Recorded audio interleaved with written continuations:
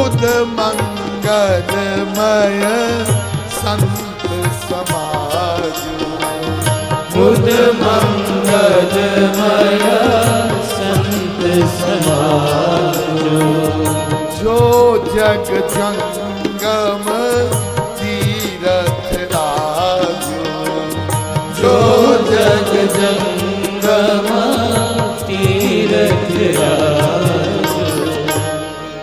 अभी प्रयागराज में कुंभ लगा था, हा? आप लोगों में से भी कई लोग कुंभ स्नान करने गए होंगे।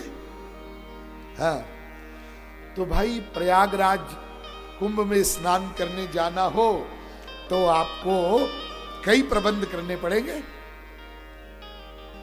कैसे जाएंगे, गाड़ी से जाएंगे, प्लेन से जाएंगे, ट्रेन से जाएंगे, सारा प्रबंध करो, पैसे का प्रबंध करो, फिर वहां जाओ, फिर वहां रहने का प्रबंध करो, फिर स्नान करो। अब लाभ क्या मिलेगा ये पता नहीं, ये पता नहीं क्या लाभ मिलेगा। मिलेगा, पुण्य प्राप्त होगा। कब प्राप्त होगा? अब जब होगा तब होगा, पता नहीं कब होगा और क्या होगा, ये भी पता नहीं क्या प्राप्त होगा पुण्य। ऐसा ऐसा लिखा है ग्रंथों में कि कुंभ स्नान करने से ये फल मिलता है, तो चलो अपन भी कराओ। लेकिन उसके लिए तमाम कष्ट करना पड़ा। जी हाँ, और मिलेगा क्या ये पता नहीं है। हाँ जी हाँ, लेकिन ये संत समाज रूपी जो प्रयाग है, ये कैसा है? ये चलता फिरता प्रयाग है। ये आपको नहाने वहां नहीं जाना पड़ता। तो ये संत समाज रूपी जो प्रयाग है, तीर्थराज है, ये स्वयं आता है आपके पास। और फिर इसमें राम भक्ति रूपी गंगा जी, और फिर जमुना जी भी, और फिर सरस्वती जी भी, भक्ति की धारा भी, ज्ञान की धारा भी, कर्म की धारा भी, सब धाराएं मिली हुई ऐसा ये समाज और सबके लिए सुलभ हो जाता है। और इसके लिए फिर तुलसीदास जी कहते हैं, अकथ अलौकिक तीरथ राव, अकथ अलौकिक तीरथ राव, देहि सत्य फल प्रगट प्रभाव, देहि सत्य फल प्रगट प्रभाव। ये ऐसा अलौकिक तीर्थराज है कि ये तुरंत फल प्रदान करता है। देहि सत्य फल, और उसका प्रभाव तुरंत प्रकट होता है। कैसे कैसे प्रकट होता है?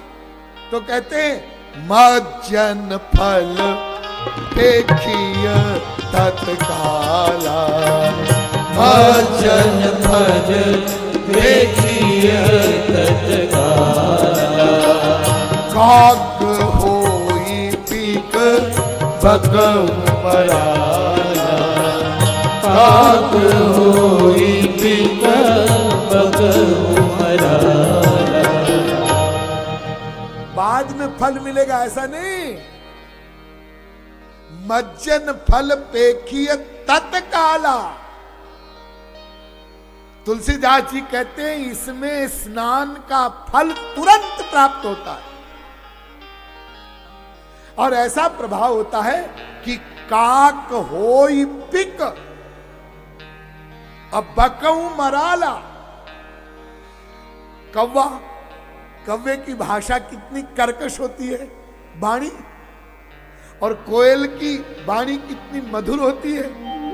हाँ, तो कौवा जो है ना, कौवा काक, हाँ, वो कोयल की तरह बोलने लगता है।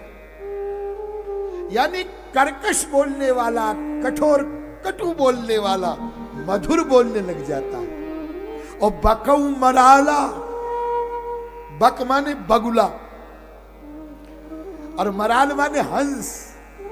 तो बगुला जो होता है ना, बगुला, हाँ, वो दंभ का प्रतीक है, दंभ। नदी में, सरोवर में, उसके तट पर, और एकदम ऐसे ऐसे बैठा रहता है जैसे जैसे कोई साधु, चोंच ऐसे किए हुए, जैसे ही नीचे कोई मछली आई और पट्ट से उसको पकड़ता है। देखने में साधु सा लगता है और है हिंसक, उसकी दृष्टि है मछली पर।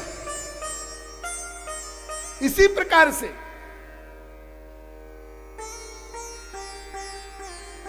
कुछ लोग जो ईश्वरीय विषय में चलते हैं वो भी दंभ करते, दंभ। यानी देखने में तो साधु से लगते हैं, लेकिन वह देखने में ही साधु से लगते हैं, है नहीं साधु। वो उसकी दृष्टि सांसारिक स्वार्थ के ऊपर टिकी हुई है। ऐसा जो दंभी भी हो और वो भी संत संग करे तो वो हंस बन जाता है। हंस क्या करता है? हंस मोती चुनता है, मोती। ऐसे ही भगवान के गुणगान रूपी, उनके यश रूपी जो मोती हैं, मुक्ता हल गुण गन चुनई। आगे बताएंगे आपको वाल्मीकि के प्रसंग में। तो कौवा कोयल की तरह बोलने लग जाता है और बगुला हंस की तरह हो जाता है। ऐसा ये सत्संग का प्रभाव होता है।